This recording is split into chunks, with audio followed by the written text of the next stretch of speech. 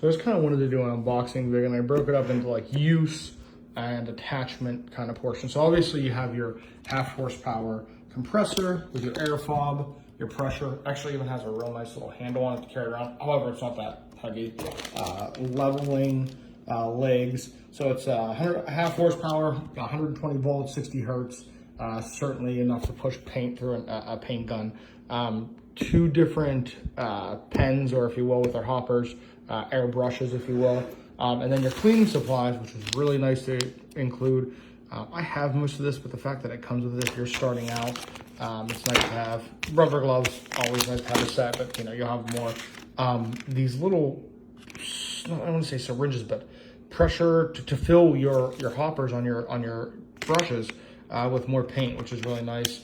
And then you have a little set to put down your brushes, and you're obviously your hose. So all in all, I'm gonna get it started. I'll maybe put some of the stuff I'm using it for, but pretty high quality, started up just fine. I really like it.